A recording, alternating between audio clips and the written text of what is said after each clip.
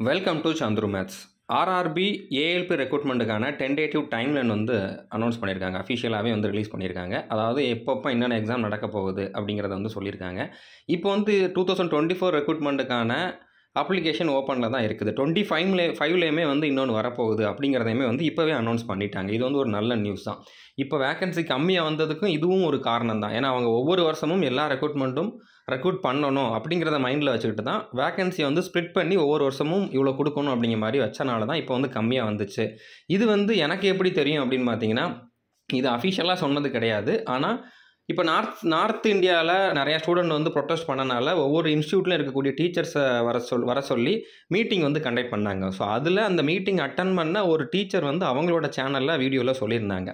Okay, அவங்க வந்து நேற்றே சொல்லியிருந்தாங்க, இந்த மாதிரி அடுத்த ரெக்ரூட்மெண்ட் வரதுக்காக தான் இப்போ வேகன்சி கம்மியாக விட்டுருக்கோம் அப்படிங்கிறதையும் சொல்லியிருந்தாங்க. அடுத்ததாக இப்போ ஏஜ் ரிலாக்ஸேஷன் பற்றி நீங்கள் சீக்கிரமாக நீங்களே வந்து அனௌன்ஸ் பண்ணீங்க அப்படின்னா நல்லாயிருக்கும் அப்படின்னு சொல்லி அவங்க நேற்றே சொல்லியிருந்தாங்க. ஸோ அதோட அப்டேட் தான் இன்றைக்கி வந்துச்சு. ஏஜ் ரிலாக்ஸேஷன் கொடுத்துருந்தாங்க. ஓகே, அதே மாதிரி அடுத்த ஏஎல்பி வரப்போகுது அப்படிங்கிறக்கூடிய அப்டேட்டுமே வந்து இப்போ வந்திருக்கு. ஓகே, ஸோ அஃபிஷியலாக கேலண்டருமே ரிலீஸ் பண்ணுவாங்க இன்னும் கொஞ்ச நாளில். என்னென்ன ரெக்ரூட்மெண்ட் எப்பப்போ நடக்க போகுது, என்டிபிசி எப்போ வரப்போகுது, குரூப் டி எப்போ வரப்போகுது, அதே மாதிரி ஏஎல்பி டெக்னீஷியன் இது எல்லாமே வந்து எப்பப்போ இருக்கும் அப்படிங்கக்கூடிய எல்லா டீட்டெயிலுமே வந்து அஃபிஷியலாகவே வந்து சொல்லுவாங்க. ஓகே, ஸோ இப்போதைக்கு உங்களுக்கு அப்ளிகேஷன் ஓப்பனில் இருக்குது. 19/2/2024 வரைக்கும் நீங்கள் ஏஎல்பி போஸ்ட்டுக்கு வந்து அப்ளை பண்ணிக்கலாம். இதுக்கான சிபிடி 1 வந்து ஜூன், ஜூலை, ஆகஸ்ட் மந்தில் இருக்கும்னு சொல்லியிருக்காங்க. ஸோ ஜூன் மந்த்தே ஸ்டார்ட் ஆகும் அப்படிங்கிற மாதிரி நீங்கள் வந்து மைண்டில் வச்சுக்கோங்க. இது டென்டேட்டிவ் தான். இது ஆகஸ்ட்டில் கூட ஸ்டார்ட் ஆகலாம் தான். ஆனால் நீங்கள் ஒரு ஆஸ்பிரண்ட்டாக சீக்கிரமாகவே வரும் அப்படிங்கிற மாதிரி மைண்டில் வச்சுக்கிட்டு கம்மியான டைம் தான் நம்மளுக்கு இருக்குது அப்படிங்கிறத மைண்டில் வச்சுக்கிட்டு படிக்க ஆரம்பிங்க. ஓகே, நான் ஆல்ரெடி இதுக்கு 110 நாளுக்கான டைம் டேபிள் ஸ்ட்ராட்டஜி எல்லாமே முன்னாலேயே கொடுத்துட்டேன். அந்த வீடியோ டிஸ்கிரிப்ஷனில் அவைலபிளாக இருக்குது. பட் இருந்தாலும் இன்னொரு ஸ்ட்ராட்டஜி, இன்னொரு டைம் டேபிளுமே நான் வந்து இதுக்கு கொடுக்குறேன். ஓகே, இன்னும் 2 நாளுக்குள்ளே கண்டிப்பாக கொடுத்துருவேன். அதே மாதிரி இதுக்கான சிபிடி 2 வந்து செப்டம்பர் 2024 இருக்கும் அப்படின்னு சொல்லியிருக்காங்க. ஆப்டிடியூட் டெஸ்ட் வந்து நவம்பரில் இருக்கும். அடுத்ததாக ஃபைனல் லிஸ்ட் வந்து பார்த்தீங்கன்னா நவம்பர், டிசம்பரில் வந்து ரிலீஸ் பண்ணிடுவாங்க. அடுத்த ஏஎல்பி ரெக்ரூட்மெண்ட் வந்து பார்த்தீங்கன்னா ஜனவரி 2025 வரப்போகுது. ஸோ நீங்கள் இப்போ மிஸ் பண்ணீங்கன்னா கூட உங்களுக்கு இன்னொரு சான்ஸும் இருக்குது. ஆனால் அதுக்காக நம்ம மிஸ் பண்ணணும்னு நினச்சிக்கலாம் நீங்கள் படிக்க வேண்டாம். கண்டிப்பாக செலக்ட் ஆகும் அப்படின்னு சொல்லி நீங்கள் பாசிட்டிவாகவே உங்களோட ப்ரிப்ரேஷன் வந்து கண்டினியூ பண்ணுங்கள். நீங்கள் படித்தது கண்டிப்பாக வேஸ்ட் ஆகாது. உங்களுக்கு அடுத்தடுத்த ஆப்பர்ச்சுனிட்டிஸ் வந்துக்கிட்டே தான் இருக்குது.